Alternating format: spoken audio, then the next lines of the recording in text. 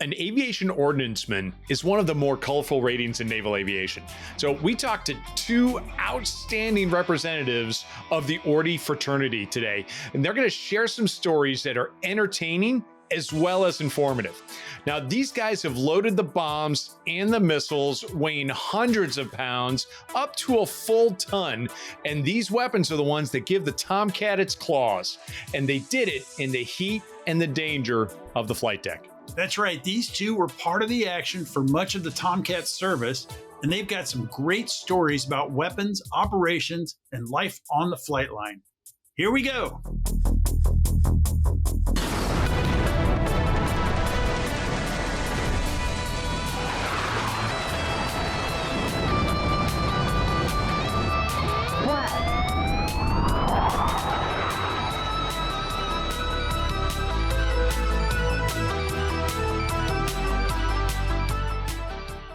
Okay, hi, welcome back to the F-14 Tomcast. I'm Dave Baranek, call sign Bio, former F-14 Rio and former Top Gun instructor, and I'm one of your co-hosts today. Today we'll be talking to a couple of guys who put the firepower in the mighty Tomcat. All right, and I'm Craig Snyder, call sign Crunch. I was an F-14 pilot, Top Gun instructor, and flew it, I don't know, until the bitter end back in 2006. Today, we're joined by two good friends of mine, retired warrant officer Randy Zeitler and active duty commander Steve Folsom, both of whom served, the three of us have served together in squadrons in the past, air wings in the past. We've done missions together, and both these guys have slung a lot of ordnance around the flight deck, and we brought them here to talk about everything related to aviation ordnance and the F-14 Tomcat. Welcome, gentlemen. Thank you. Thank you. I'm a retired Chief Warrant Officer Randy Zeitler, a.k.a. Z-Man, a.k.a. Gunner. Before I continue, I do want to do a toast to Crunch and Bio. I got my Tomcat beer right here, and it's all about keeping the Tomcat alive. So I'll crack this bad boy open. Crunch and Bio, we love you guys for what you're doing. Appreciate it. Thank you. Tink, I love it. Thank you, gentlemen. Thank you. Outstanding. I'm going to go ahead and pass it on over to Commander Folsom. Yeah, so Steve Folsom started with in the Navy in 1987, did 5 consecutive tours in Tomcats, E4 to 03, did a lot of air-to-ground incorporation in the early years. We'll discuss that a little bit later. I hail from Jacksonville, Florida, just like Bio, although he's more astute than I am, and I look forward to having a conversation about the mighty Tomcat. Outstanding. You're astute.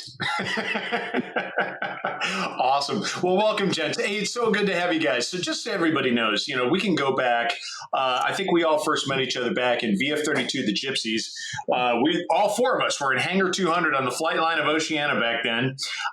This was going in the Wayback Machine to, I believe it was 1995 or 96, somewhere around there. Yes. Let's see, Steve, I think you were in AO2. Made chief there. Yeah, okay. I thought you were 2. You were 1. All right. You were first class, and Z-Man, I think you were a chief. Were you not? Yes, sir. AO1 that made chief. Yes, sir. Yes, sir. Okay. All right. Well, it all runs together and all that. Hey, outstanding. Yes, sir. I was just a brand new guy. I was a young lieutenant junior grade who was just making lieutenant, brand new to the airplane. And it was a lot of fun talking with you guys because, you're so exciting. And it was just so much fun. And we had a whole bunch of different stories. So let's just go back. And I would love it if you guys could take us back. So there was a lot of experiences that, people just don't get to hear about it. A lot of times people in these shows, they talk about the pilots and the flying. And you guys have a different perspective. You've been working the flight deck, working in the heat, the sound and the noise and the sweat and just really doing some work out there. And I would love for you guys to tell some stories about it. Let's just start off with, how did you find yourself getting into the Navy, and how did you find yourself in the Tomcat? Z-Man, why don't you get started? Outstanding. Actually, joined 1982. Actually flipped the coin between the Marine Corps and the Navy with, I joined the buddy system with Mark Garcia, ended up Navy. So when we got in there, we talked to the recruiter and he's like, what are you guys doing? I was like, well, we're not real smart, but we can lift a lot of heavy stuff. So he showed us a picture of these guys humping 82s on it was an A6 at the time. And I was like, how much does that weigh? And he goes, 500 pounds. And I was like, we're in. So that started my whole aviation ordnance career. But I started below decks and the mags, and all the Steve Folsoms were out running on top of the flight deck. So I was like, you know what? I want to get out of these mags, get up on the flight deck. So from there, I actually went to VF 102, the Diamondbacks. And it was amazing. I mean, I fell in love with the Tomcats. From there, I could talk about all the Ordies, the Jeff Oberchals, the Al Schutz, the Scott Orndorfs, the Matt East, the Pat Andersons, great bunch of Ordies, all kinds of AOs out there. But from there, though, what was crazy was that was and my wife always says civilians will never understand, because I always say that all the time, because at that time we were crossing the Mediterranean. I know Bio remembers this, that Gaddafi put the line of death out there. Oh, yeah, I remember that. Well, this is huge because the Tomcats, we go out there and we're loaded 2, 2, and 2. Or actually it was 0, 2, and 2, 2 whiners, 2 sparrows, and full guns. And AOs back then, you can't do it now because of policies and procedures, but we're helping the A6 and the helping them guys pump bombs. So we're loading bombs, they're dropping bombs. Tomcats just flying around out there, and it was kind of sad. I mean, because Commander Fisher, Commander Lyle, COXO of 102, we had to surface to air missiles launched at us. So boom, we get launched upon, and boom, we're dropping bombs with the A6s, of course. So that's when Grumman was like, we got to do something. We got to turn this Tomcat into a bombcat. So then that's when I rolled into Tucson River, Maryland, which is unique with Steve and I, because this is a huge relationship. Because once again, the Steve Taylors, the Mark Senecals, the all kinds of guys. I'm throwing some names out there because of this podcast. But George Durr, we took the Tomcat, pulled out, and because I know Bile's real concerned about the Phoenix, but we removed that Lau 93. And Steve's going to correct me because my memory's not. I'm a lot older than he is. But we pulled out, I want to say Lau 93, put in some, I think it was ADU 703s with Brew 32s, and this was all in the belly, so we could drop bombs. So Patuxent River, Maryland, PAX, Strike. It was called Strike at the time. We turned the Tomcat into a bombcat. And from there, we're dropping bombs. And we actually painted the bombs gold. It was the first bombs dropped off any Tomcat. And then I kicked that bird in the ass and sent it to Steve out in the fleet. And from there, that's when I jumped in and meet Crunch. We could talk about his call sign Crunch. I don't know if it was Captain Crunch. I wasn't real sure about that. But so we met Crunch out there, and I'm with Steve at this time now. So we teamed up together with VF-32, the Mighty Swordsman. Huge. Matter of fact, that Tomcat behind me's got all the gypsies on there that signed it. Bunch of aviators or maintainers. Feet. I could talk about Frank Davis, Gary Davenport, all them guys are on there. But anyway, no, that's when we incorporated all the air to ground, dropping a lot of bombs. Because when I get confused, because Steve and I were together so much, we rolled into Operation Desert Fox with you, Crunch, correct? Right. December of 1998. That's right. Correct. So we're taking out all the Iraqi hangars and their weapon storage areas in Iraq with the air-to-ground Tomcats, with the GBUs, the guide bombs, which was huge. Yep. I want to say that was 4 days. So and that was with VF-32. That's right. Right, and then from 32, I rolled into VF-211, and in that time, that's when I was a gunner. So with Randy Deadman as my chief, who was freaking awesome. But as far as back to the Tomcats, turn them into bombcats, it was huge. It's something we had to do. Grumman had to do it. We had to make it happen. I think I'm gonna start rolling into Steve here. Totally. And then when did you retire? I retired in 2005. 2005, early after 211 then. Yes, sir. And matter of fact, I was the last, because you had the Alphas, the Bravos, and the Delta Tomcats. So I was the last F-14A Alpha gunner in the Navy. And then Jason Conyer, who holds the last gunner in the Navy. This pisses Steve off because he was at 31. That's right. Yes, sir. Yeah, because I mean, I guess because he took over the job because he was doing it better than the previous guy. Is that what happened? I'm not. You're talking 31 at the time. I'm making a joke on Steve. The listeners don't even understand the joke. Let's keep going. Steve, tell us about you. Where'd you come from? So started in Miramar in 1989, VF-21, right across from Bio. I think you were in Hangar 1. Well, you were probably in Oceana by then, right, Bio? No, 1989. Yes, Luckily, sir. I was still back at Miramar, VF2, Hangar 1. Hangar 1, VF2. Okay, you're a bullet. Yeah, I was right across the way in the ramp, Hangar 2, 21 and 154. Started out with basically it was the old Block 70 aircraft. I'm sure you remember those before Crunch's time. Oh, yeah. We had chaff buckets on both sides of the tailhook back then. It was a different configuration, old Capcom wiring. We did drive-in mods to get them back ready to go because the wiring was so brittle.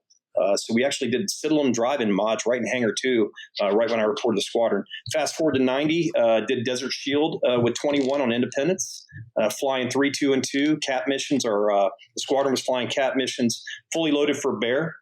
But I kind of digress because as we crossed the Pacific and we got right past Hawaii, that's when the Bear box kind of got activated, and we were launching Alert 15s every freaking day. I mean, every day and every night. They were coming out of Cameron Bay, wherever they were stationed out of, and we would launch a 3, 2, and 2 aircraft at them, chase them around, and then they'd recover, shut it down. That would roll into an Alert 30. Somebody else would move up to Alert 15, Alert 5, and away we went. It was just a different world back then. It was the end of the Cold War.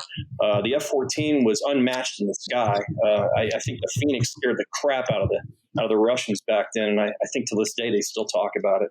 Then fast forward to Desert Shield, like I said, we continued the CAT missions. We did 112 days without seeing a port, and then we pulled back out, and we were relieved by Midway.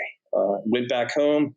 I left 21. We went over to Japan. I took CAG. We in-chopped to CAG 5 in Japan. Took Tomcats for the first time to Atsugi, where we recovered 14 of our aircraft. 4 of them went off the runway because their anti-skid wasn't working. Not a great day for the Japanese photographers out there taking the photos. I was on the beach jet to catch them, and you watch them slide right off the ramp right into the grass at the end of the runway there. Not nice. Then fast forward from there, started doing air-to-ground incorporation with the RAG. I was an AO1 by then, and was the LPO of the leading petty officer of the FRS back at Oceana. I got orders to Oceana, and they said, "Hey, I need somebody to go write the loading manual for the F-14." So we started working.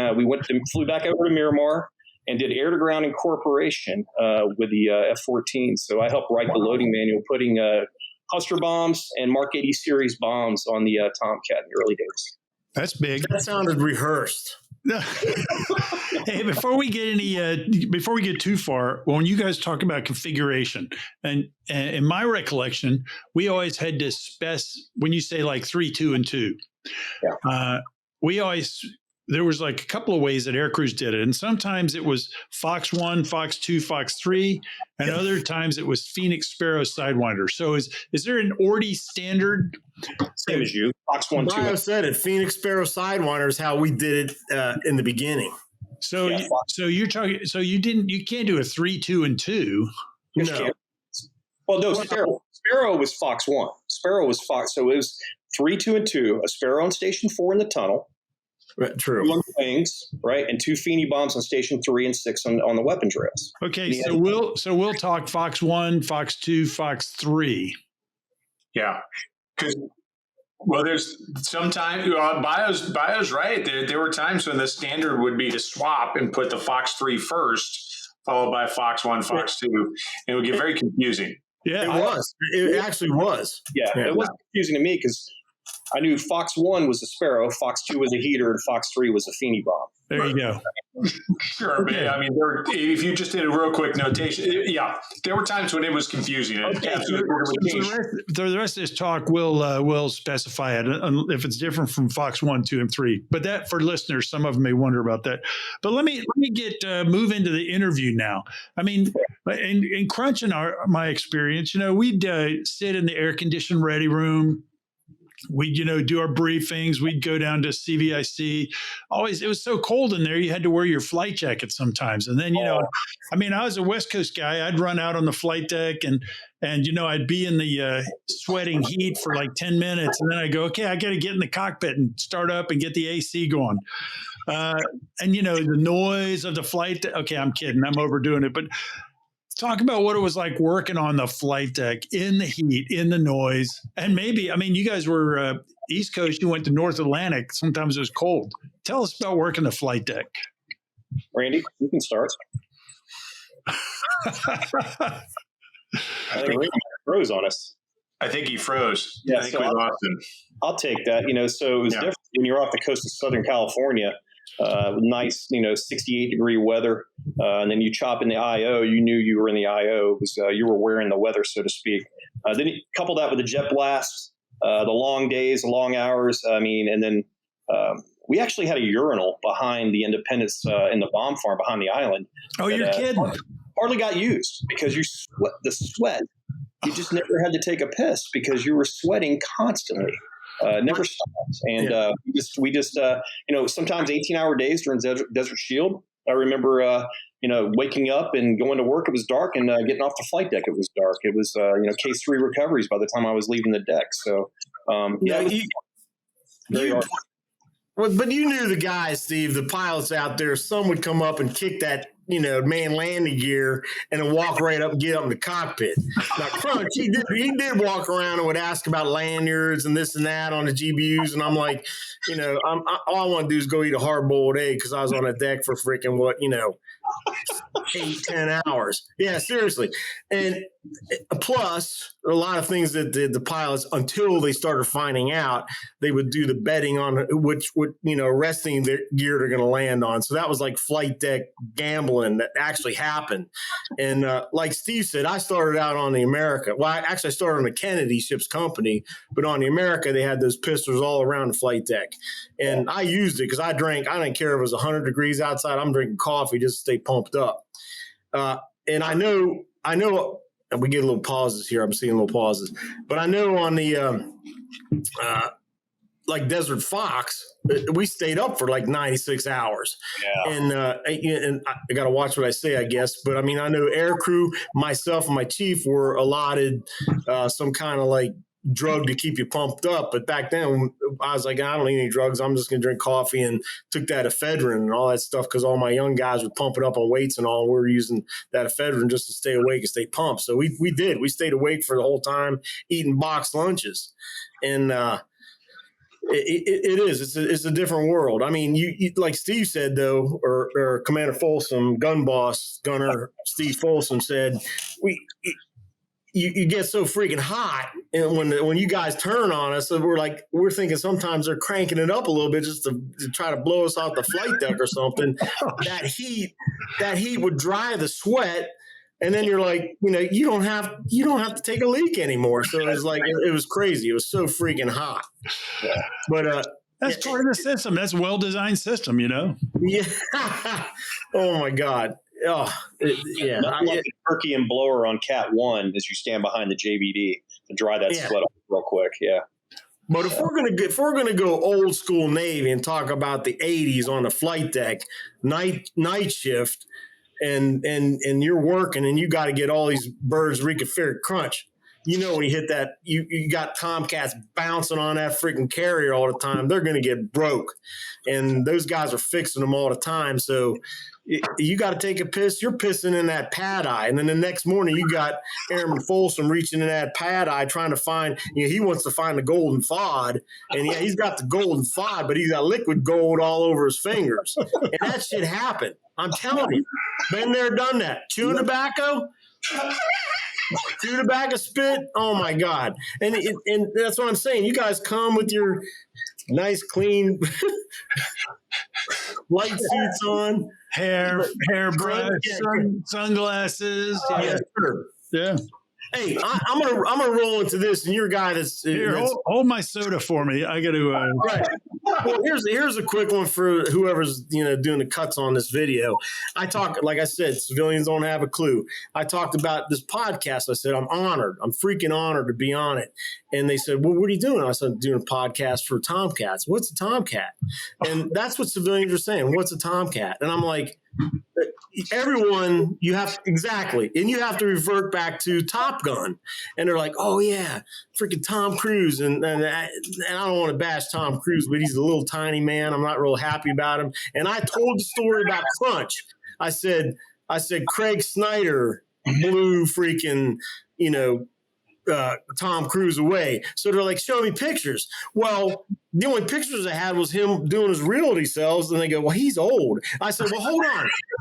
No, I didn't. I said, "Hold on. Let me find one back when he was in the Navy." So I scrolled back to when he was in the Navy, and they're like, "Oh my God, he was." And not only women said it, men were saying that he's hot. And those were in his flight jacket from back in VF-32. That's a true story. Oh, that cracks me up. That's a true story. I don't even know what to say right now. Okay, I can tell you, I'm gonna send Scott $20 to keep that in. Oh yeah, that's staying in. That's good stuff. My wife is going to see all that. That's going to be great. Oh man. Oh wow. So I think the listeners can understand why when we said we should have some aviation ordnance experience on the show, and I told Bio, I said, I know just the pair of guys, and I think now we're getting a feel for it. So I tell you what, you guys, absolutely everything about it, you can just feel the energy. You feel a positive. It's just holy cow, the excitement that you feel for your job, and that wasn't unique to you guys. Right. So when you go out there and you got a load team, you're loading up an aircraft, or you got, how many you're loading up a strike. I mean, you got how many guys were working up the flight deck, guys and gals, 15, 20? Well, the squadron, so usually about 10 per shift, right? 10 days, nights on a good day. I mean, sometimes we were 6 per shift. I mean, it was not good. Talk about the team. Talk about the work ethic and the attitude of the young sailors who might be 19, 20 years old working the flight deck like that. So that's what kept me in after all these years. I'm sorry, but it has. I mean, after 35 years, in January, I have 35 years of playing Navy. And what's kept me in is those sailors. And the Ordies in particular, for us, just their work ethic. I mean, these... from all over the world. I mean, it's the same old song and dance. You hear it, but bringing that dichotomy of people together and watching them form that team. I mean, we are proud. You hear the IOUS chant. You hear the red shirts. Really motivated. That's in the back of my chair right here. We're very unique in the way we do business because it takes a team to make it happen, right? So we talked about the dynamic of a load team, right? You got a quality assurance safety observer. You got the team leader. So the QASO, the quality assurance safety observer, he's standing back and he's watching the whole evolution, or he or she. You got the team leader leading the evolution. You got the 4 team members, usually on a Mark 80 series bomb. You got 4 people lifting our Sparrow. You have 4 people manually lifting that weapon to the jet. And the team leader's kind of giving the cadence and calling out the checklist. Just like you guys with the NATOPS, we have our checklist that's written in blood as well. And we're following that step by step. Then the QASO will come in, verify the load is correct as per the loading manual. And then we'll certify it safe for flight. And we go down and we sign that ACE sheet at the ADB. You guys sign for the jet, you take it flying, and it's lethal and it's ready to rock. That was an excellent little segment because we're going to sit here, we're going to laugh, we're going to tell stories and stuff like that because we're on a podcast. But when you guys were on the flight deck with your team, with live ordnance, turning jets and props, it was professional. It was commitment. It was, it was checklist. It was ability. So I'm glad that was a good little segment. Now, Gunner, I'll throw it back. Gunner Z, I'll throw it back to you to add some more color. What I'm going to do is I'm going to keep it how it used to be, old time. Steve is straight on with the checklist, which it had to be. He said it. It was written in blood. Well, I was one of the guys back in the day where some of the blood dripped, and it was because of you had the checklist. But then you had the old school Navy guys, because remember, I came in right before they were doing drug tests. So you don't know who was working on them Tomcats. Most Ordies were just big, they were big, strong guys. And the motto back then was you do what you had to do to get the job done. Steve, correct me if I'm wrong, to load a Phoenix on the belly by the checklist, I think is 4, maybe 5 people. There you go. Yeah. And back then I would myself, and I guess hope I don't lose my retirement, but we would race loading Phoenix. One guy would drag a Phoenix under the Tomcat. The other guy would drag a Phoenix under the Tomcat. We'd race getting it up there. And am I proud to say that? No, but it was to get the job done, because back then I'm telling you, I'm telling you, I know we were flying more sorties than they are now.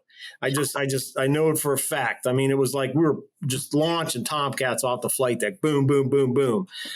Training got huge. Everything had to be, and I think that's why I made chief, made gunner. You had to follow checklist procedures. Everything had to be done by the book. But back in the day, oh my God, it was some crazy stuff when you talk about working on the flight deck, just to get the job done, just get the Tomcat off the pointy end. But I got to go back to what Crunch was saying. What was it like on the carriers and the flight decks back then? Now you got to remember, early 80s, there weren't any women on them ships. So you're working 18 hours, you jump in that shower, you're running down the passageway naked just to get, you just take a shower, run to your rack, wipe down real quick, jump in your rack, get up 4 hours later and do it again. Now everyone's wearing robes and everything, but I'm going to do a quick shout out to the female ordnance. Yeah. I'm not woke at all, gentlemen. I'm going to tell you that right now. I guess it was the female Ordies out there, because I went on a cruise with the Ordies, and I'm thinking there's no way you got a female that's going to be humping 500 and 1,000-pound bombs. And there were some dowdies. There was a bunch of women out there that changed my mind because they were doing it. But they made it happen. But there were times when they're humping 500-pound bombs, and they would grab me by my jersey because I couldn't hear nothing because the Tomcats are turning, everything's burning, and they had to run out the flight deck because Mother Nature was calling, and they were having issues. And I was like, what? And it's just shit that didn't happen with the men. So there were times when it made it tough working with the girls and the ladies out there. But the bottom line, that they did get it done. And I know there's a lot of female chiefs, a lot of female gunners out there, and my hat's off to them. So, hey, you know what? I'll just pile onto that just a little bit, because I was out of Tomcats when I did 10 years in fighter squadrons, F-14 squadrons and Top Gun, and then I had a break of 6 years, which was not the plan, but that's the way it worked out. And when I came back, there were women in squadrons. I didn't know what to expect, and I agree with you. They were out there in the shops, on the flight deck, everything, standing toe to toe with their men, shoulder to shoulder with the men in the squadron. So it was a non-issue in my experience. Yeah, absolutely. That's what I'm saying, because we went from 0 to a certain high percentage, and a female ordnanceman, I freaking take my hats off. I salute them right now. It's amazing. Yeah. Roger that. All right. Well, hey, speaking of back in that time frame, were either of you guys involved in Desert Storm back in 91? So I did Desert Shield. I think, Randy, you might have done Desert Storm. Well, I did. We, once again, in Patuxent River, Maryland, we were doing it's crazy too, because you gotta stay politically correct, because you can't use it's something Bio would say. Oh, well, that's what's his favorite scent in the morning? Napalm. Well, we did the fire bombs. Help me out, Steve. Mark 77, I think, fire bombs. Yeah, 7 fire bombs. Yeah. Right. So we had to recertify them, and it's. Is that napalm or is it fake? Yeah, so it's a derivative of napalm. We renamed it because of there was a laws that came out outlawing it, so we just changed the name of it. It became firebomb. All right. Yeah. I don't know if you should, don't cut that, because that's some badass shit right there, because people are like, what?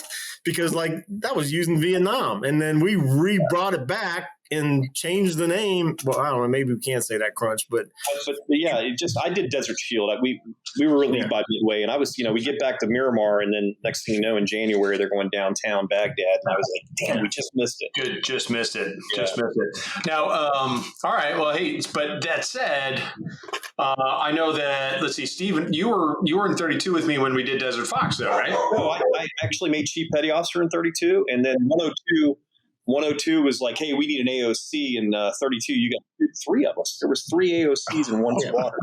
It was crazy. I stayed with Desert Fox with you, Crunch. Yeah, so there. I went to 102 and did OSW with 102. Yep. Gotcha. So let's talk about that for a second. So Desert Fox, it was 4 days: Wednesday, Thursday, Friday, Saturday. Like finished like halfway through on Saturday, as I remember. We were on the Enterprise. So what year was that?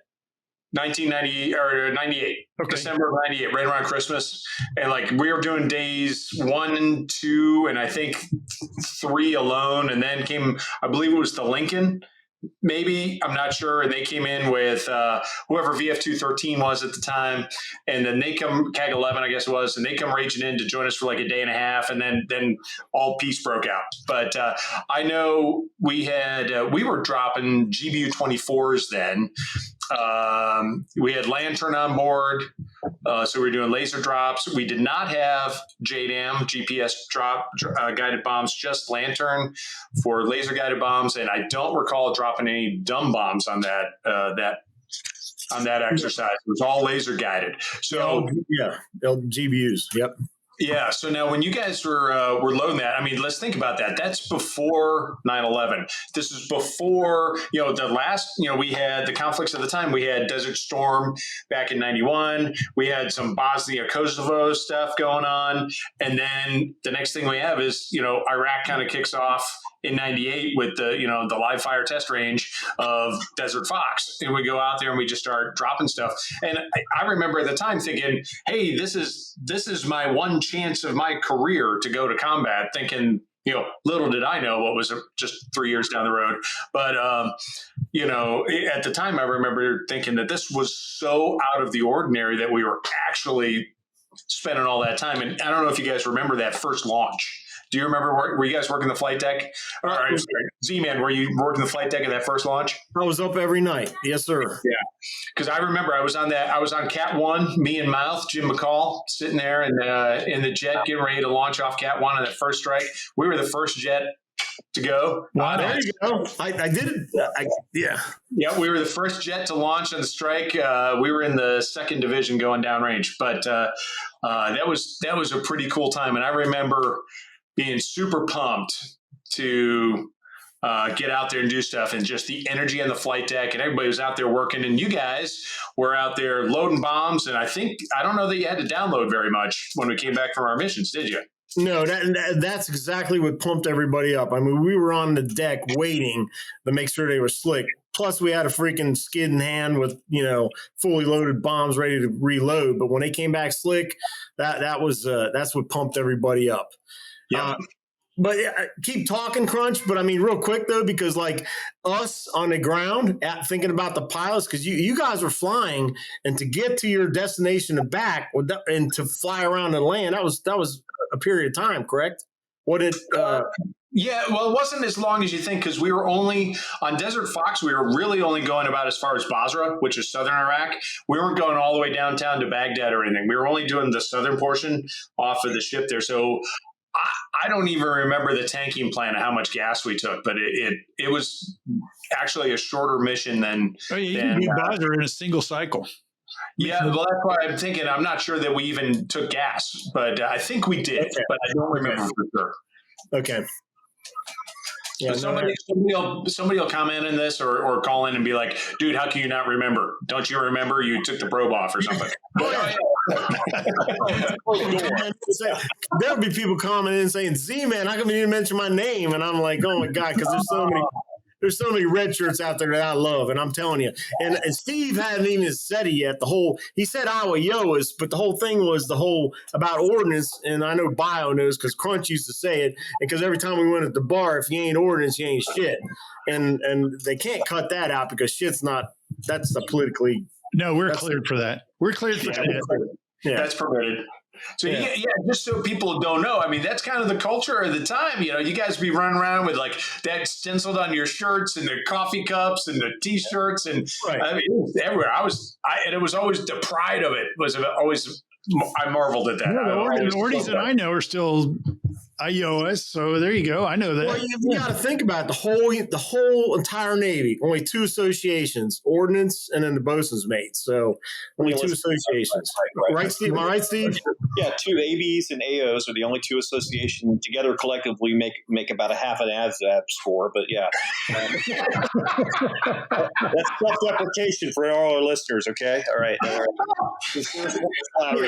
Self-deprecate, but the only 2, and then you have the Tailhook Association for the aviators. So that's the 3 major organizations in the Navy that have associations for aviation. There you go. That's good. That's good. I want to move to an equipment question.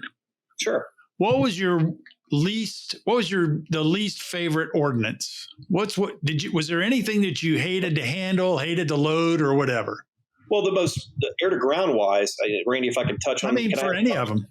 Yeah. So I'm going to give you 2. I'm going to give you air to ground. I'm going to give you the air to air piece. Okay. For me, GBU 24 was an absolute ass pain to load. I mean, just the lanyards and getting everything correct was a pain. Z-Man, do you agree with GBU 24 for air to ground munitions? Actually, I didn't have any problems with any ordnance. I actually loved every piece of ordnance. Okay, but comparatively, the hardest to load, the most pain in the butt to load for me was GBU 24, just to get it all right. JDAM was easy. When that came later, I mean, that's plug and play. Okay, are you talking about the lanyard wiring? Exactly right. I mean, just because if you didn't do that right, when the pilot would release the weapon, the pull, the lanyard had too much slack in it. You would actually, the thermal battery would never ignite. You would actually, the bomb would fall dumb, right? So just I guess being puckered up and making sure we did that right. Okay, that's good. I'm going to agree with Steve, but on the same note, because he's right. Because like Steve, we got to go back to CDIs, the collateral duty inspectors, and the QASOs. Yeah. Steve and I were. I don't know, Steve. Correct me if I'm wrong. Commander Folsom. No, seriously, back in the day, there weren't many QASOs as airmen or third class. And I made it as a third class. Did you make it as an airman? Yeah, but that wasn't helicopter, so we don't count that. Okay, but what he's saying is when the CDI or the QASO came out, sometimes they'd have to reroute the lanyards because you're right. I totally forgot about that. Yeah, but now I'm going back in my head about let's go back old school with the M904s. Okay, hold that thought. So GBU 24, just for the listeners, is a 2,000-pound laser guided bomb. So just to clear that up. So now you're talking about M904s. Yes, sir. So back to GBU 24, if I can, Paveway 3 2,000-pound class weapon, right? Okay. So we're not a Paveway 1 or 2, right? So Paveway 3, it's a hard target penetrator depending on the different model of the GBU 24. I think you guys were doing Bravos, right? Right. So now we fast forward, we went on all the way to Echo Bravos, which are smart fuse hard target penetrators, right? So also with the GPS thing in there. Oh yeah, sorry, I got ahead of you. Keep going. No, you're good. You're good, Crunch. You're absolutely. I'm glad you retain all that stuff. That's awesome. American Airlines probably loves that. Well, after this, we're going to talk about the Mark 904 fusing. That's what I was talking about because Steve, you're talking about the most tedious items, Painful, and if the guy pulled that freaking pin out of that 904 before putting it in the nose of the bomb and it spun a couple times. Yes. Help me out, Steve, because remember back in them days. You drive the firing train to the arm position. Right. And if you didn't catch that and the air crew didn't catch it and you launched the jet, theoretically, if any FOD impacted that 904 as you took the cat stroke, it was going to be a bad day for you two gentlemen. So that's old school there. That used to scare the shit out of me because I'm like, that's bad. Yeah, no, it is bad. It's real bad. Just for the listeners, so the M904 fuse was it was a fuse that was placed in the nose of a dumb bomb, and what would happen to the fuse? Yes, sir. I'm sorry. Go ahead. Mechanical nose fuse. Yeah, exactly. So as it would fall off, it had like little fins, and as it would fly through the air, those fins would spin, and it would I'm not sure I don't recall the exact mechanics inside, but something moved, which allowed the weapon to arm so that when it impacted, it blew up. So correct me where I'm wrong in that discussion. So the M904 would actually be released from the aircraft.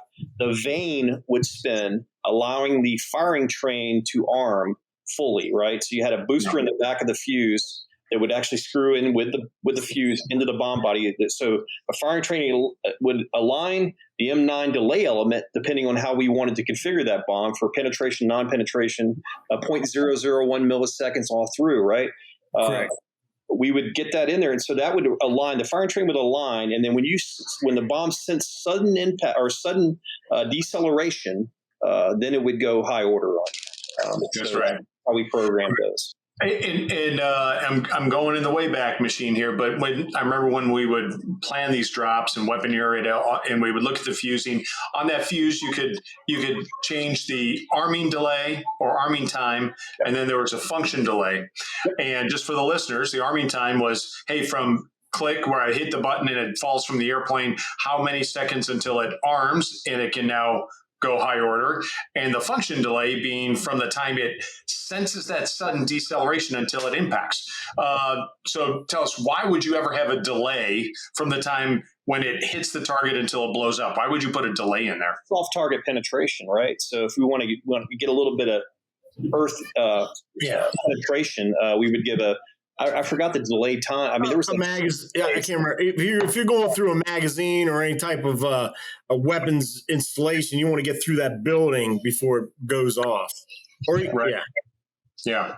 So, and I remember, like you were talking about the GBU-24, which was a hard target penetrator, Paveway 3 guidance, and there's so many different terms that were thrown around here. But in the end, they were explosives with a fusing and a guidance system, right? And we have all these different systems, and you guys had to know them all, and we had to be able to go out there and recognize what it was and just go, okay, is this what I pre-flighted? And this was what I wanted. And I remember talking to you guys. We'd be like, hey, we need whatever it was, 6 seconds and a half a millisecond or whatever that is. And you guys would put it into the fuse for us, and off we go. Yeah, I got a funny story about that I'll tell later during the opening night of OIF when I was in 31 as the gunner, and I got T-Bone and Spicoli walking around the jet trying to pre-flight as we're launching the strikes into Baghdad because they were -4 and they were late launching. That's a great story later. Go ahead, tell us the story. What happened? So, opening night, so we went from OSW. So we got a tip where we were going to do it. We'd gotten JDM Incorporation D04 tape load flown out to us. We loaded the jet up with all the software. And so the opening night of the war in January, it was like, okay, we're going to go from OSW and we're going to have about a 1+30 cycle before we start launching strikes into Baghdad, literally that night. That's all the time we had to reconfigure the aircraft, test them, and get GBU-31 2,000-pound class Victor II models, so not hard target penetrators, loaded. So we loaded the jets with 3 GBU-31, 1 Phoenix on Station 1, 2 heaters on the wing stations, and the lantern pod on Station 8, 500 rounds of semi-armor piercing high explosive incendiary, Gen X, chaff, and flare in the tail of the jet for the ECM stuff, and then bowl IR and bowl chaff and the launchers on the wings as well. Wow. Literally an hour plus 30. T-Bone and Tano come up, and the Charlie Hornets and the brand new Rhino and VFA 115, they're launching down. They're taking Cat 3 and 4, and they're walking around the jet. And I looked at Tano and T-Bone, I said, get in the goddamn jet right now. It's going to be loaded right. It's going to work. I know you don't have time to pre-flight. Get in there. We're going to close it up, and you're going to be good to go. We launched a division downtown Baghdad. The brand new shiny penny Super Hornet that was going to lead the strike. The tanker got fouled. They diverted, and 31 led the strikes in Baghdad for the opening night of the war. Well, there you go. Speaking of tankers, Crunch just got a reload. So I did. My wife just brought me a little refill there. So I was going to call for my bartender, but I don't know where she's at. That had to be cool, and it also had to be cool to go from OSW, Operation Southern Watch, peacetime, basically. I mean, patrol. I flew some Southern Watch in my career. But for the listeners, it was, enforcing the UN no-fly zones And then everybody knew, Desert Shield that we were building up, but nobody knew when Desert Storm was going to go. And you didn't want to tip it off by, the carrier shut down. They haven't, they normally fly tonight, but they shut down. So they're getting ready for something. So you had to keep it going up to, and then just do a sudden changeover like that. Up to the very end. And I actually knew it was going to happen. I couldn't tell my guys. So about 24 in advance, we all got read into, we're going downtown tomorrow night. So I kind of kept them pumped up. I got them cycled down for chow. They were like, Gunner's making sure we're eating tonight. This is a good day, and then, everything's kind of flowing. And I said, okay, guys, boom, here it is. And I gave them the load plan with the change that had just come out. And they looked at me and he said, 3 GBU-31 Victor 2s. And I'm like, hey, firm, let's go. It's time. Exciting times. I couldn't put them to bed that night. I said, hey, I need you back tomorrow to do this all over again. We want to stay up, Gunner. We want to keep loading these jets. I said, I need you to get your crew rest, right? I need you back in the fight tomorrow. We're leaving night check as we went through the night doing that. So, again, it's a testament to the sailors and what they'll do. They'll work their butt off for you if they know there's a mission. And they're there to support it. So I'm very proud to have been associated with this crew. Yeah. Cool, man. I'd like to bottle that emotion and that excitement. I'd like to just put it in a bottle and just have it. Run a naval reactor with it. And if you want to see that happen, just come to my house when Folsom's here and come back to my bar, because that happens. Yeah. I know you guys are asking a lot of Ordnance questions. Hey, Fols, let's ask Crunch and Bio with the air crew. Okay. Did either of you guys ever shoot at tow banners? Oh, yeah, all the time. Yeah. Well, Steve, Fols, help me out here. Did they stop doing that? Yeah, so the Tomcat, we used to weave the banner, in the shop there. We had specific procedures for it. It's a lost art now, obviously with the Tomcat going away. But I remember, I think I talked to Bio a little bit about this.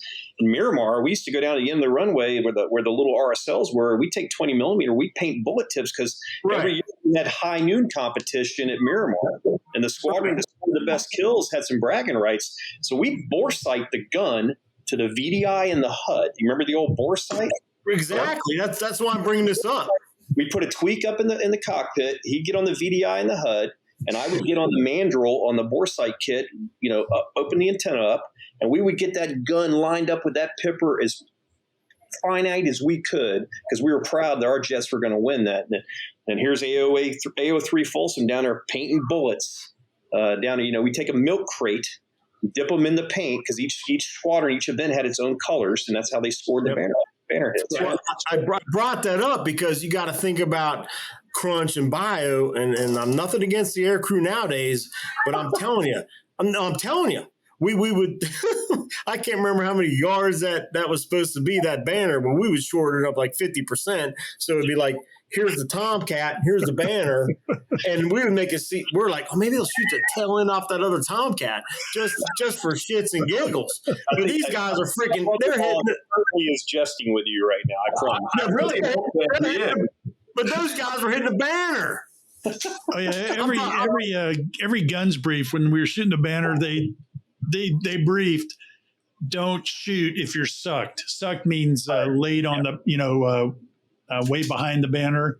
Make sure you have a good run. Don't shoot if the tractor's in your HUD, stuff like that. I mean, over the years, I think at least one jet that was towing the banner, I think at least one jet got hit. Wow. And something else that used to happen is that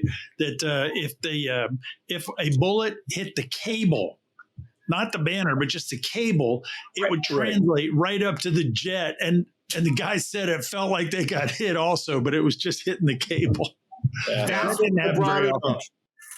So just for the listeners, so some people may not realize what we're talking about is that we used to have air-to-air gunnery, and you would have a Tomcat called the Tractor, which would have a tow line, and behind it was a big long banner, and it was probably about 200 or 300 feet behind, and it would be flying through the air with this big banner. It had a big giant target on it, and you would set up this pattern. You'd roll in and shoot at the banner, and every time the bullet would hit, it'd create a hole. And Steve was talking about painting it, because if you painted it green, you'd get there'd be a little green outline in the hole, and you could count up the colors, and that's how you knew which airplane or which squadron had hit the banner that day. Now, I've done both Tractor and shooter for those gun things, and flying as the tractor can be a little bit unnerving. Yes, When sir. somebody gets sucked behind you and you're like, you're trying to tell them to stop shooting, that can be unnerving.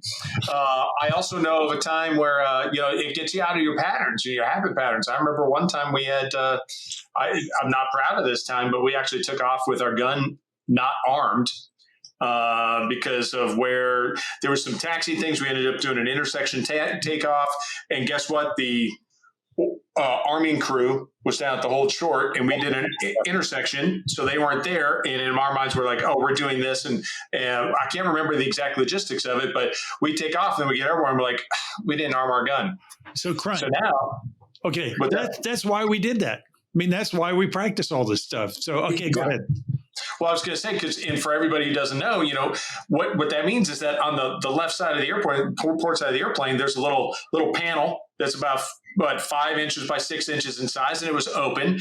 And that clearing sector holdback was in the not armed position, and there was a pin in there with a flag on it, and it was wrapped around that thing, and it's in front of the stinking engine.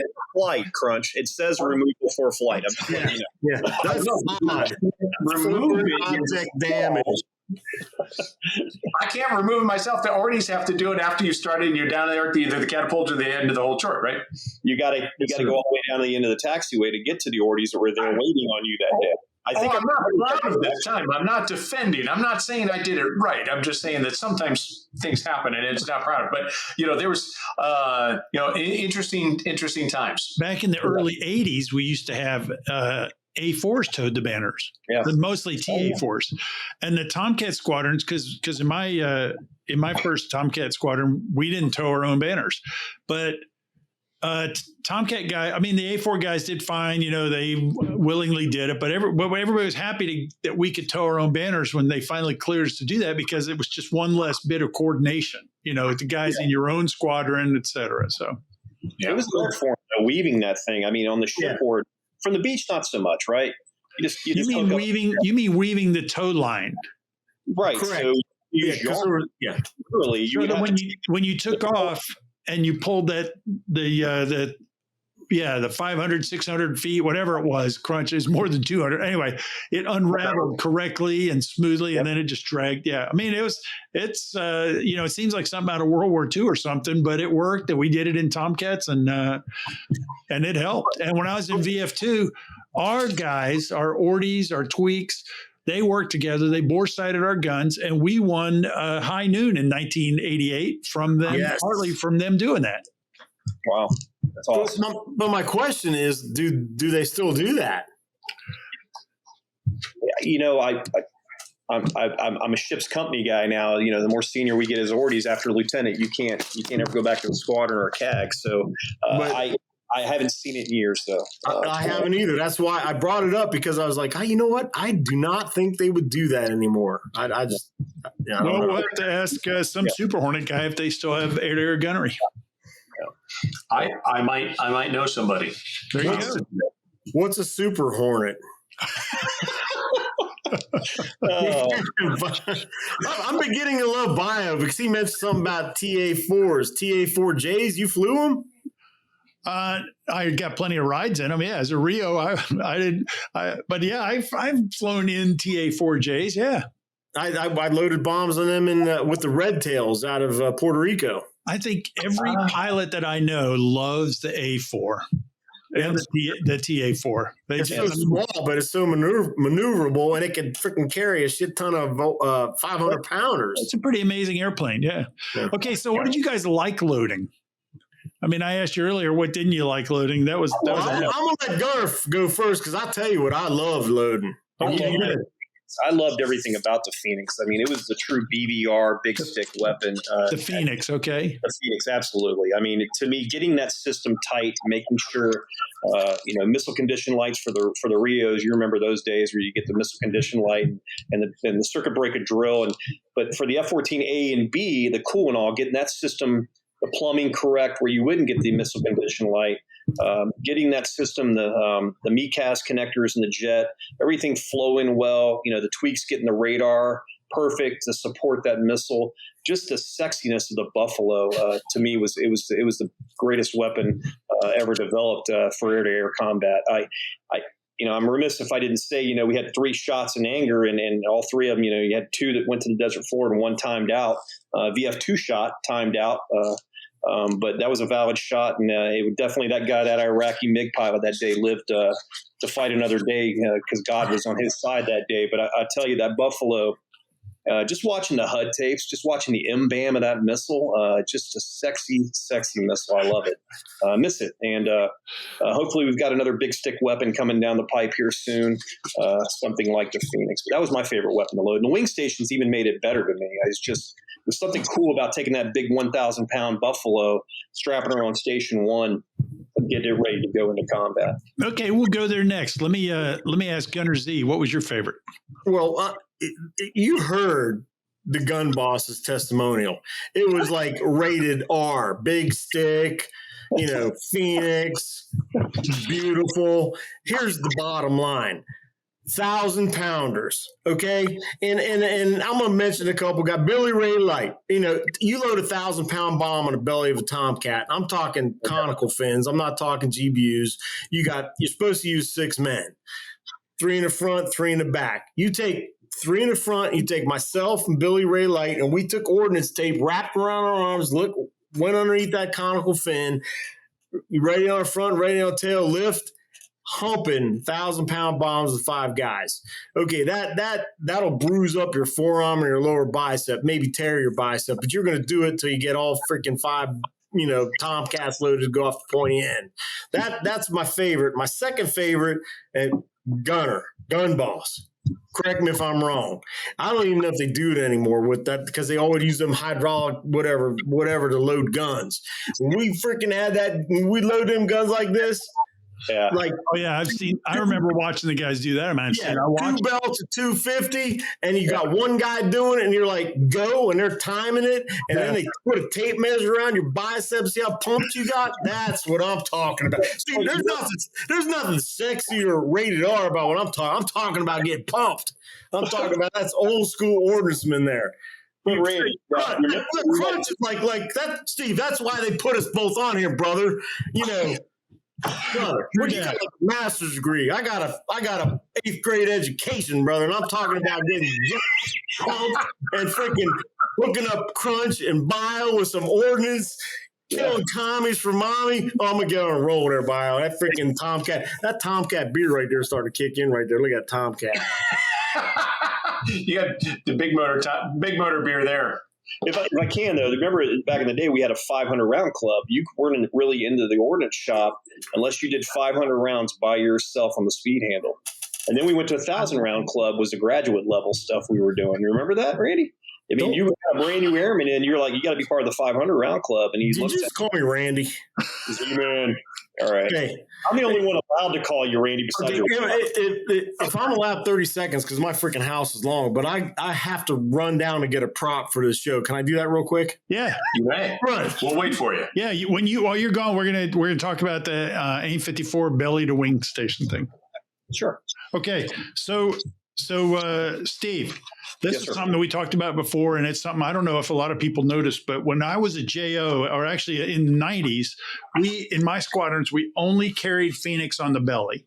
I mean, we had the ability to carry them on the wing stations, but we never did that. I mean, I've seen the photos. There's a couple of 6 Phoenix loadouts where they had them on the wing stations, but we never did that in the squadron. Then when I came back in the mid-90s and the Tomcat had air-to-ground mission, we only carried our Phoenix on the wing stations. Yes, sir. And I remembered them in the first time they told us that they didn't like doing that. So how about, can you tell the audience a little bit about that? What changed? Well, what changed was Lantern Pod Incorporation and air-to-ground munitions. You got Station 3, 4, 5, and 6 in the tunnel there that you could load bombs on or air-to-ground munitions. Lantern Pod was taking up Station 8. And if you had a BVR requirement, you need to have that AIM-54 out there. You had to put it somewhere. So the Station 1 is what we went with. We had to put a lot of work in to get them replumbed. When I say plumbed, the Phoenix required for the Bravos and Bravos and Alphas required coolant that would actually pump through this plumbing and filter through the missile to keep it at the right temperature at altitude. It just basically gave it thermal heating capabilities at altitude. The Delta went on later years and not requiring coolant, but the coolant plumbing was so brittle and fragile of non-use over the years, from the 70s all the way to fast forward to mid-90s, we didn't use it. So it just kind of dry rotted. So we had to go back in there, replumb a lot of those stations, stiffen the wings to support 1,000 pounds out there at any given time. And then actually, get the wiring back up to speed as well, because it was non-used. And so that was a process, but certainly one that was it paid dividends later, because obviously the precision striker that the Tomcat became up until the end was just eye-watering. I mean, it was a great striker. And it also paid dividends, because in the 90s, when we carried them on the wing stations, they always worked. I mean, reliability was way up and stuff like that. So thanks for covering that. Yes, sir. All right. Z-Man, you went to get a prop. Oh, I did. I'm incredibly curious to see what. Well, because you're talking about favorite loads. This right here, let me bring it into the picture slow. But Steve, give me the nomenclature. This is it's the Hernia Bar. But what's ironic about it is Steve and I both had hernias. But it was after. That's what you screw in the front of that 2,000-pound bomb, or well, actually the only one we can lift was 1,000-pound or a 500-pound bomb. Yeah. But I kept one. The Navy's not going to come for me after that. I painted it red so they can't identify it. But yeah. So for the listeners, so the Hernia Bar. So here's something that when I was brand new, I didn't really understand until I looked at it. I mean, you would set up the fuse, pull the fuse out, put the Hernia Bar, screw it into the front where the fuse goes, the nose fuse, and that was just a big giant handle. Yes, sir. For the guys in the front, and they would lift it up, slap it into the up lock. What do you call them? Latches? I don't know. Station hooks. Slap it into the hooks. It would lock into place. You would unscrew the Hernia Bar and then put the fuse back in. And I remember so you're going to laugh because it's obvious to you, but I remember the first time I saw it, I was like, what the heck is going on down there? Is that really the way we do things here?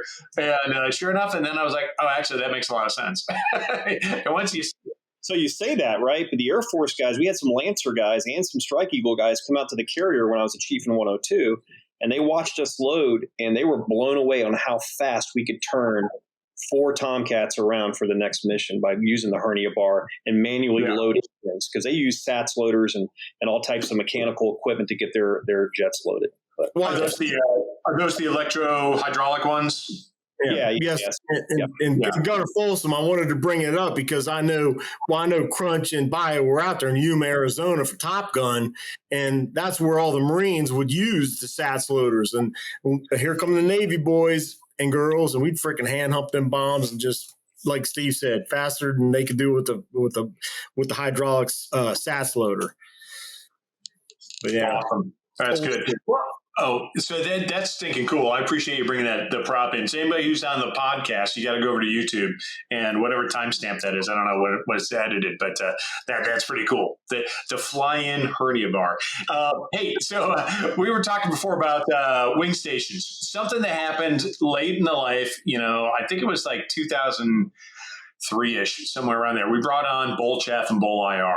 Yeah, we did. It was in the 90s. We had Bull Chaff, so it was in the 90s. Was it in the 90s? Okay, God, I don't remember. My memory's off. But we brought in Bull Chaff and Bull IR. Can you talk about that? You mentioned, there are probably listeners who have no idea what we're talking about. So break it down. What is Bull Chaff and Bull IR, and why was it so cool? Well, it was cool for you guys because it really did a great job of hiding and masking the aircraft, right? I was told, from a radar cross-section perspective, that Bull Chaff plume, when you dumped it, would absolutely defeat most radars out there. And then conversely, the IR side of it, the infrared side, which there's a funny story about that when we first started flying it, but that was great for the heat-seeking missiles of the world as well. For the Bull IR, there was latches in the back of these things, so you had to make sure they were fully seated and closed, because when you guys would take the stroke, if the Bull IR came out, with the naked eye, you couldn't see it burning. So the first time I ever experienced that, my guys go out to pick it up, and this is before we wore gloves on the flight deck. We wanted to feel what we were doing. Nowadays, we're mandated to wear them, and for all the right reasons as well. But of course, Sailor goes over there, Ordie goes over there, and he goes to try, because boss is screaming over primary. He's like, got fought all over Cat 3. Let's get a combat fog walk down. Crunch was yelling at everybody when he was his air boss on Ike there. And Sailor goes to pick it up, and it's burning. It's literally burning, but you can't see it with the naked eye because it was literally an IR defeating system. Great system, by the way. We bought it from the Norwegians. I don't know if you know the backstory on how we got to the Bull chaff and Bull launchers, but it was great. Another story, I had an E2 turning right there at the Hummer hole, and I had a Baker box when I was in VF-31 as a gunner, and the E2 actually lit the Bull IR on fire in the Baker box, which was our little cart that we used to move stuff up and down the flight deck. Lit it, and we didn't even know it was on fire until we saw the rubber melting around the thing. Wow. So we jettisoned it over the side. Yeah, that was an interesting day. So the interesting thing about the Bull chaff and Bull IR, so it might be hard. So for the listeners, BOL, Bull, I don't know what it stands for. I don't know if it's a Swedish word or what, but it's BOL and then chaff and then IR. So we had right on the wing stations. We swapped out the mounting point for the AIM-9, and the rail actually became a chaff and IR countermeasure dispenser. Yes, sir. And it was really stinking cool because you guys would take like the Bull chaff and it would be like this, I don't know, like a 3-foot length of chaff on a rod or something. And you put it in the back and just slide it in, pull it out, and it was ready to go. On the other side, you'd load it up with IR and basically, instead of normal chaff and flares like you had in the buckets, now we got it on the rails. And just because of where it was mounted, as this chaff, instead of being little squibs that fired out to below the airplane, they actually were like wafers, as I recall. Like old disc, CD disc. Yeah. Yeah. And so as you, like, it would send out 2 to 2, and these wafers would expand, and they would go back and like hit the horizontal stab, and then just plume, and they just created such an incredible radar cross section out there that just completely, really countered a lot of radar. A lot of radar tools, whether missiles or source radars, whatever the case are. And then for the IR, like you said, it's infrared. You can't see it. But I don't remember how the technology worked, but it was very similar. You had little wafers that came out, they bloomed, and they caught fire and created heat and decoyed off heat-seeking missiles. Crunch was the surface to air SME at Top Gun, so he's using all these technical background. That's true. I was. I'm just trying to catch up, just because I remember the first time I was in the squadron, we're like, hey, we're getting Bull chaff and Bull IR, and I'm like, great gunner. Gee whiz, who the heck do I not know? Never heard of this. Everybody's talking about it like that. It turns out, what I found out? Nobody else knew what it was either. I had to do some homework on it, but it was incredibly effective. Once we got it on the airplanes, wow, was it effective. Yeah. It was great. Absolutely. It was great. Now, you said there was a backstory on that. What's the backstory? Which one? You said on Bull chaff? I told you about the burning. We took the cat stroke. I told you about the burning Baker or loader and all that stuff. Yeah, that was it. Oh, I'm sorry. I thought you meant there was more to it than that. All right, I got you. Talk about the Bull IR, and I don't want to anchor it out too far on this, but it actually oxidized. So it was controlled in a packet that when it hit that, when it was ejected out, the film would come off the packet, and the air would actually cause it. The friction and the oxidation would actually cause it to have that heat signature. It was weird the way they designed it, but it was very effective. Gotcha. Well, that's cool. That is neat stuff. All right. So as I'm looking at the list here of the things we want to talk about, you know what? We've talked about everything I see on here, with the exception of what you're doing now. Bio, what have we missed? Anything? No, I think that's good. I want to know what they're doing now. All right. So, gentlemen, let's start with Steve, because I think yours is very vanilla compared to your brother-in-law here. Oh, well, so, everything I do is vanilla compared to Z. Trust me. The bottom line, I'm still active duty commander. I'm currently the gun boss on John F. Kennedy, the new John F. Kennedy, being built over. Wow, that is cool. Yeah, so second in class of the Ford class, and that's coming along nicely. And lot of new technology, a lot of new things for the weaponeer and the air crew. A lot of good things coming down the pipe for that. And zone for 06 next year, hopefully. Well, I do a zone for 06 next year. Hopefully get picked up. And if not, I'll retire with 35 years of active service. Wow, that's great. That's amazing. So that's interesting. So there's a whole other discussion. So you're on the, I didn't quite put two and two together that you're on the second Ford class. And I know that there's a whole bunch of stuff that you're probably in charge of now.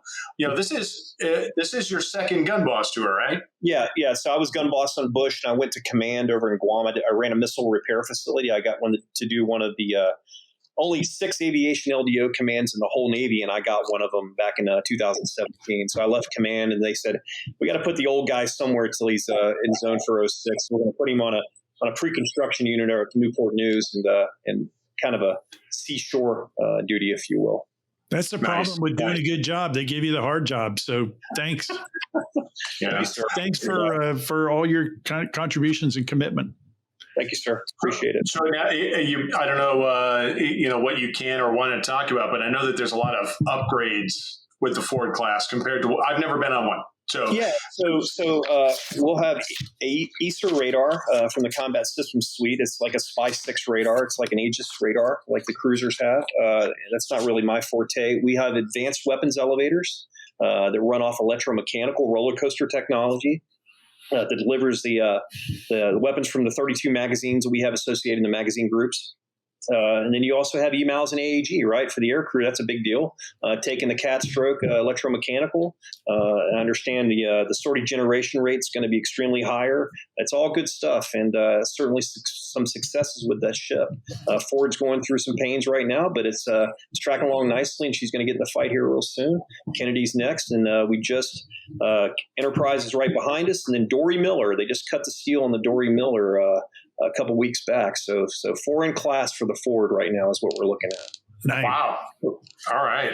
That's cool. Well, it's funny you say that. So the Ford's got some growing pains. That's what happens. It's a new design. Nobody's ever done all these, like you mentioned, EMALs, which is the new electromagnetic catapult, or AAG, which is advanced arresting gear. I mean, these things are all brand new. It's just, you got to work out the kinks. Yeah, so, it's incredible to be a part of it, though. It really is. All right. So, Z-Man, what are you doing these days? Okay, I'm going to try to make this fast. Well, here's the deal. So I retired in 2005. And when I retired, they said, if you got a job and you don't enjoy it, do something else. So I went to this awesome company. It was Tesco Technologies, but it was sitting at the desk for 8 hours a day. And they monitored even when he went out to take a piss. And then I had some guy that was above me, and he was like, he called me Randy. He's like, hey, Randy, I noticed you have a congregation of people at your desk all the time. What's going on? And I'm like, well, we're bonding and rapport. We're building, we're making shit happen. And he's like, this guy got on my ass so much. I was like, you know what? I'm gone. So I rolled out of there. And a buddy of mine from high school, Steve Ball, was the general manager at this car sales place. And he's like, big place up in New York. He's like, hey, man, you can sell cars. I'm like, you know what? I'll give it a shot. What the hell? So no shit. I made $75,000 the first year selling cars. But it was Monday through freaking Saturday, and then people would call in Sundays, and I'm like, I don't have no time off to hunt or anything, ride motorcycles or whatever. So I did that for two years, and then a lot of Navy guys that were retiring would be coming into deputy sheriff. So Jeff Openshaw retired Navy 20 years. He's like, why don't you become a deputy sheriff? And I'm like, yeah, I don't think so. And then there was an opening for the sheriff's office as a correctional officer. So I was like, well, I'm thinking like the big boss man in wrestling, I'm going to go in there and just like freaking throw some guys some shit paper or whatever. And I did that. Because there was a pension that I was going to pull. So I did that for 7 years. And I was like, and I pulled a pension, but it kept me young. But imagine someone spitting in your face. So I'm going to end it there because I'm an ordnanceman. So bio, the deal. No sailor would spit in my face. But anyway, so some inmate did. So I rolled out of there, and I didn't have to work, but I'm like, I got to keep working because I'm young. So I work now for it's a Baltimore Fire Protection Equipment out of York, and I love it. Oh, that's good. That sounds good. It is. Yeah. It's finally got a desk job. I still got to, still got to hit the weights to try to stay looking like Steve and, staying in shape and all. But through all this, I've seen and kept in touch because of Facebook, because I wasn't going to do the Facebook thing. But, I kept in touch with all my Navy buddies, and Steve being my brother-in-law and his kids and my kids were all in touch. But he tells me some of the stories of the Navy, and I got to watch what I say right now, because I don't think I could do it. I really don't think I could do it, because Old Navy, that's tattooed on my back, Old Navy, and New Navy, two different worlds. I love the freaking military. I love the Navy, but most of all, I love the freaking Tomcats. And I tell you, when Crunch, when you called me, I was like, oh my God. I called up Steve. I was like, Steve, do you freaking believe this? And at first, I was like, who's Bio? Do we know this guy? No. Steve's like, don't worry, man. He's cool. If he knows Crunch, he's cool. Thanks. I was like, well, can I be around? It's like, but he was like, but I told him, I was like, can I be myself? And I'm trying to be myself. I mean, it can get old Ordies are few, and it's just crazy. But I'm honored. Z-Man, that's why we wanted you on. Sir, I'm telling you, it's we wanted you. This is monumental. And I told Crunch, and I'm going to send this out to everybody worldwide, and you're going to have the most hits. Steve and I have got a lot of good cop, bad cops, vice versa, between both of us, and we love it. And Crunch, I had a FaceTime from today from 332 guys: Gary Davenport, Frank Davis, and Swanson. I don't know if you remember them guys. Yeah, absolutely. Yes, because they were at a firing range, because they're all cops, deputy sheriffs. And I told them, I said, hey, man, I got that freaking podcast tonight, the Tomcast, with my brother-in-law and Bio and Crunch. And they're like, what? So I told them the story, and they're like, Crunch, man, what about his hard landing when he crushed the freaking landing gear? And they started. You just went to a 9G overstress with him too, right? They started talking. They started talking all this green shirt shit, and I'm like, but he's a freaking sexy man. It doesn't matter what he did. We fixed him. We fixed him. I think they're confusing me with somebody else. Yeah. Oh, good. That's good defense. True story. And continue. I'm going to tell the editor to cut that out. No, I'm not. You don't cut that out, Bio. No, I won't. It'll be in there. It'll be in there. If you want any crazy stories, no one said nothing about gun bosses and gunners flat tops. These have been since 1986. Yeah, 1990 for me. Iraq invaded Kuwait, and I shaved my head, and then I never went back. I did have a transitional period, Randy. You remember where I tried to go back on the side. It just didn't work. It didn't work. And with the first time, this airline at that time too, and I was like, I can't do that. Oh yeah. But and Miles probably like, oh, we're done. He's probably ready for dinner. But here's another one. When Steve and I met, like, my wife. Thank you, babe. She made me another drink. My wife reloaded me.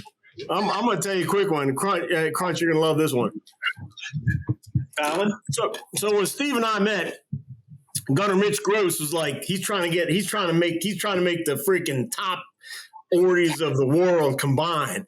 And it was crazy. But I come into the squadron, and they're like, Steve Folsom's coming in as the LPO, and I was like, I thought I was the LPO.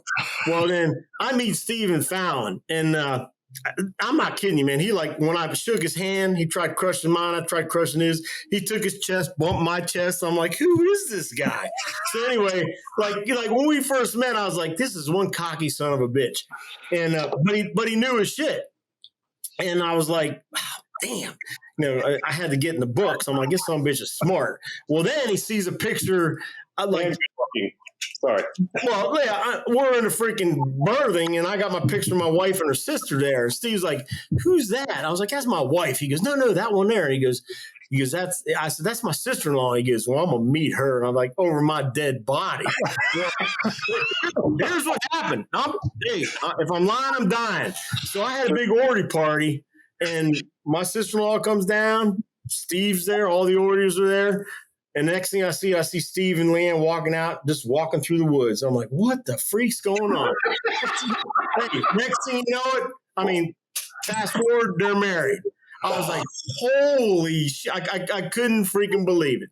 So, yeah, and that's the true story. They met and they got married, and they've been married forever. And beautiful girls.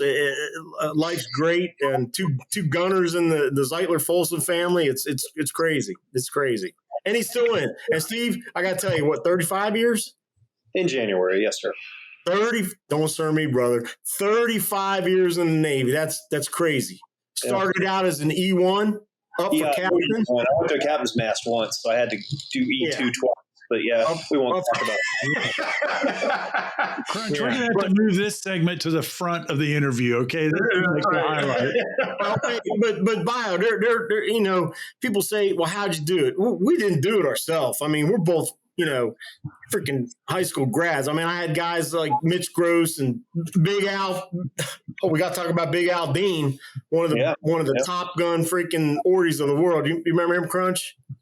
I do. Captain now. He retired captain a few years back. Yeah. Good man. Wow. Great guys. And Ordies are man, I know that.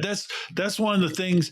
When I was in the Navy, I wasn't philosophical about this stuff. But since I got out and I've talked to other people, and a couple of people pointed out, and I agree with you, the Navy has this culture of mentoring, and they just bring people along, and they don't make it easy for you. But they help you meet the standards, and that's one of the strengths that I'm sure all services do, but my experience is Navy, and that's one of the strengths of the Navy. So, yes, sir. Yeah. Well, what are you doing now, Bio? Say again. What are you doing now? Oh, I'm retired. I'm living down here in Florida. I was working part-time from my house, and then I said, "Why am I doing this?" And so my wife and I just have a condo here in Florida, and I'm doing what I want, like this. This is awesome. Yeah. So we got to credit Jello. Okay, I said Jello. Go ahead, Crunch. Well, I was about to say exactly that. So we Bio and I have put this thing together. He's the backbone. He's supporting us. He's got all the back end stuff. And let's be honest, Bio's doing the heavy lifting on our end too. So all I do is show up and just talk and tell questions and have a beer. It's a good team. It's a nice team. It is. But hey, so gents, I got one last thing before we go. You talk a lot about how great it was in the old Navy. Take a look back, retrospect. If you had to or could change one thing, what would it be? Randy? Z? Anything. If anything. If anything. All right, I'll tell you what. Take care. The bottom line is take care of the guys that are up for retirement, because I'll tell you, people were like, "Why'd you get out?" And I would have been like Steve. I would have done 50 years. And I came off a 6-month deployment with the checkmates. We're coming out of Iraq, correct? We pulled Saddam out of the hole.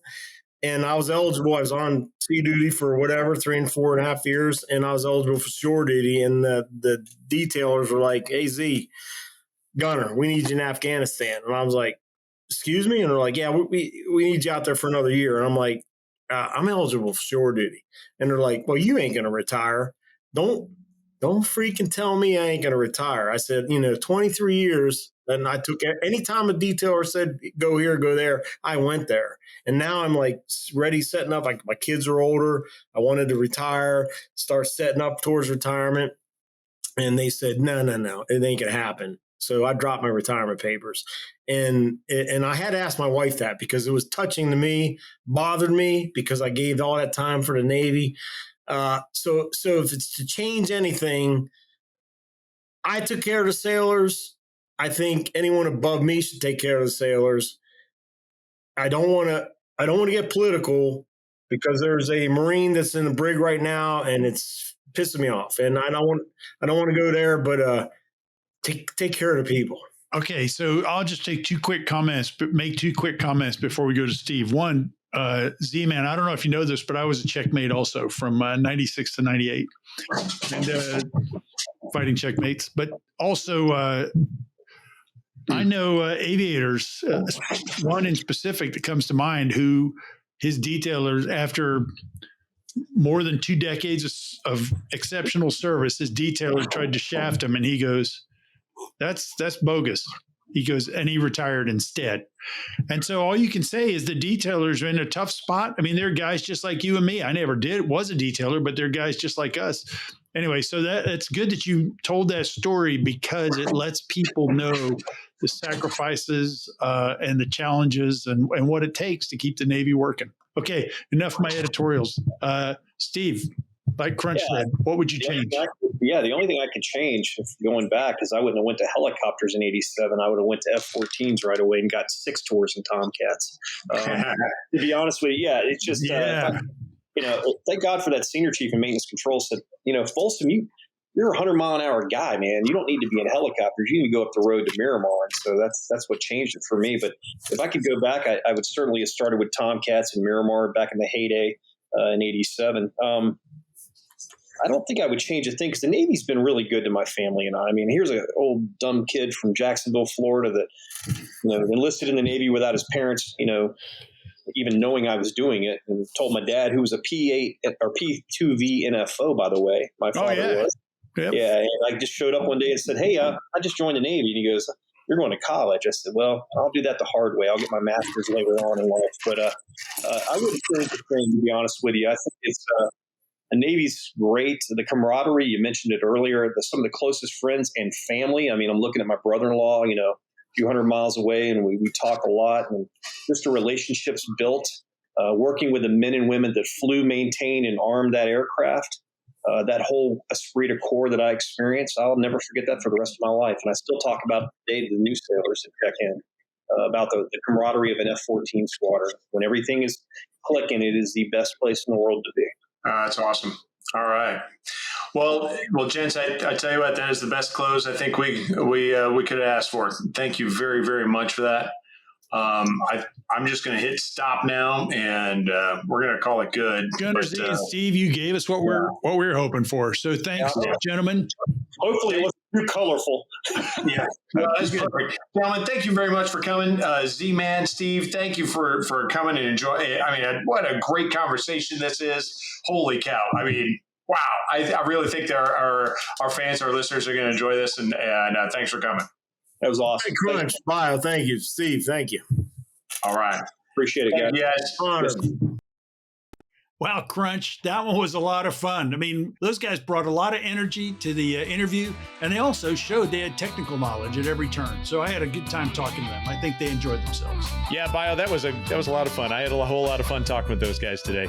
But hey, to everybody else, we are stay tuned. In 2 weeks, we're going to have a real exciting episode where we talk with former Top Gun instructor pilot Jungle Jones about flying the F-14D. So tune in 2 weeks.